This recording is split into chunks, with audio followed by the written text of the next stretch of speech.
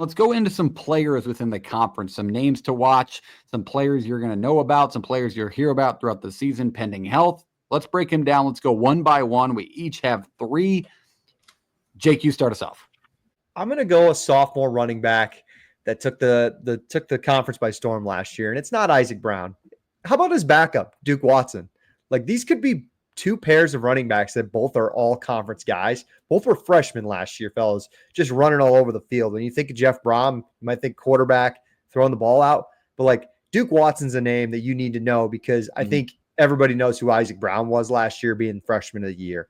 But I think Watson is set to have another big year. And I was listening to a podcast and they talked about the 3rd string running back. I couldn't grab his name, but he's supposed to be really good too. So Louisville sneaky has top 3 running back room in college football. I'd probably put like maybe Penn State. I don't know. Boise's really good, but it's pretty close. JP. Yep. Running backs are hot here. I don't think mine's that deep, but it's also one that doesn't get that much nationally. Jamal Haynes at Georgia Tech, right? 2,000 yards in 2 years, 16 touchdowns. It's a talent that doesn't get the love it deserves. It's a talent that's going to get a lot of carries and probably run for 1,000 here again this year. And if Georgia Tech contends, it'll be one that's all over your feed, all over ESPN or wherever you're watching them play. Yeah. I will say we should have done a precursor better as the host. These names, I did not see any Carson Becks. I did not see, like, these aren't going to be players that, of course, they're going to be players to watch. Like, they're 5-star transfers or guys coming in or massive returners that you should know about or would play a skill position. These are kind of guys that you're going to hear about. They're going to make a massive impact, but may not be the title of any episode or YouTube videos. Starting off with mine, let's start on the Georgia Tech defensive line. Jordan Vandenberg. Oh, my God. Last year came in from Penn State, had a great season for Georgia Tech, 2nd team all ACC. He didn't start every game. He started 7 of the final 8 games, but man, he made an impact. 23 solo tackles, 5 tackles for loss, a sack, a forced fumble, and 2 fumble recoveries.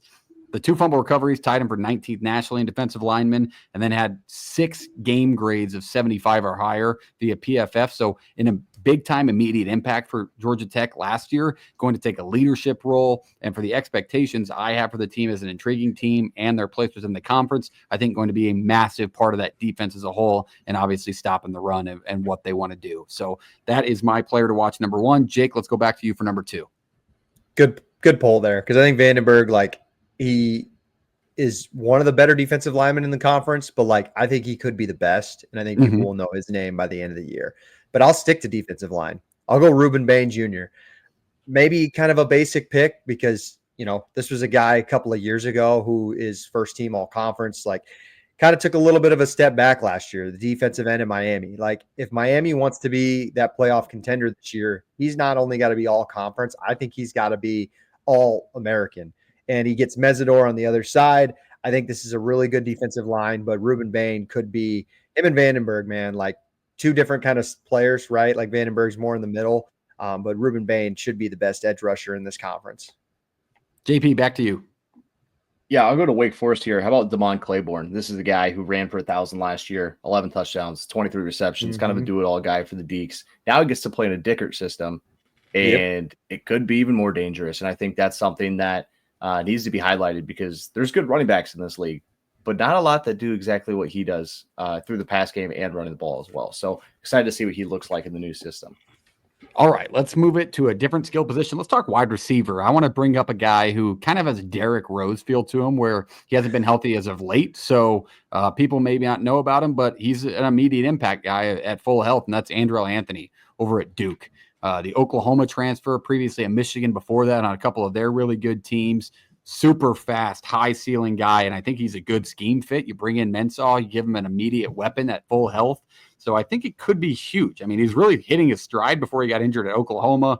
He has a lot of game experience, 33 career games. He's only started 6 times, so I think he's going to be more of a focused target late in his career as a graduate senior. But 761 yards in his career, 4 touchdowns, 2+ catches 7 times, and 4+ catches 5 times. So a guy that hasn't gotten the targets, I think he gets him. So he's going to be a name you need to watch because with Mensah in the picture now, he's got a guy to get him the ball. So I think Andrell Anthony is in a good spot to have an accelerated, massive season over at Duke. Jake, back to you for your final one. Great pick. Duke, we haven't mentioned much, but they could be in that long shot category. Duke in a certain We should have. I category. missed a category. We're going back to wild card teams after this, and I'll tell you right now, they're getting mentioned. No, you're good. Justin Joly, NC State tight end, UConn transfer a couple of years ago. We mentioned Noah Rogers. Like, the one thing I think I can trust is this pass game for NC State this year. And they got two dudes. Like, CJ Bailey's got two dudes I think he could consistently rely on that could be first team all conference guys. Yeah. I'm realizing I should have figured out what position I was writing down before I went to the next one, because we're going to stay in the running back room here. Desmond Reed at Pitt, another guy, does it all. Receptions, run the football. It's talent, man. It's a lot of talent. Just shy of 1,000 last year and almost 600 receiving yards. If Pitt's going to hum, this is one that Holstein has to take advantage of. And if he gets better and better, that offense gets better and better. And that's scary for teams. I like that. For my final pick, I'm going to go to the linebacker position or edge, whichever way they see fit. He's kind of versatile. But I went to a Nebraska transfer, and that's Mekhi Bayer. And I went to him because he may not be a guy that has statistics that jump off the page, but the impact he made in the run game last year for Nebraska, I mean, it was one enough that I was sad to see him go. He didn't follow Tony White to Florida State. He goes over to Missouri. He's only there for a few weeks in the spring. Wasn't going to get the playing time with the guys they brought in. Then he goes over with Bill Belichick to North Carolina. I think he's going to be a name that's going to be impactful and play a lot on this defense. There's a lot of question marks around this team.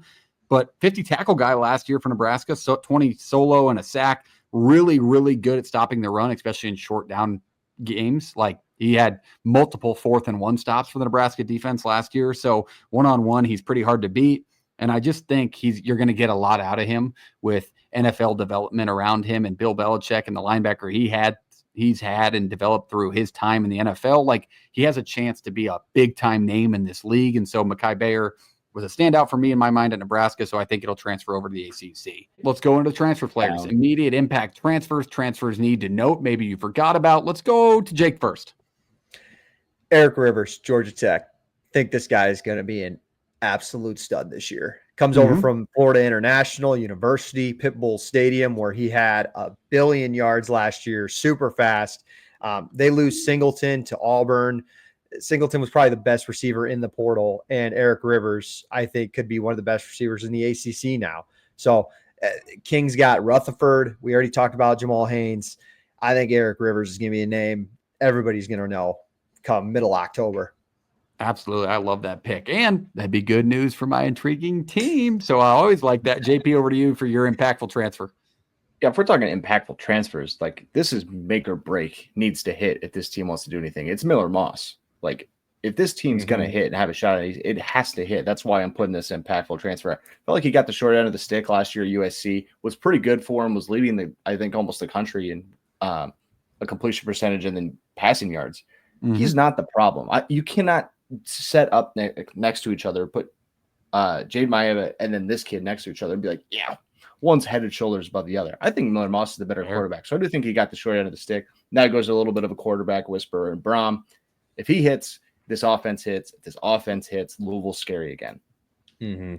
I like that pick. Definitely written off too early over at USC. My impactful transfer, let's go to the linebacker position. Let's talk Cal football. This is the guy I wanted to mention. Let's talk Harrison Taggart, BYU to Cal. I mean, he comes in from BYU last year. He was the number 1 linebacker in the transfer portal cycle that he went in.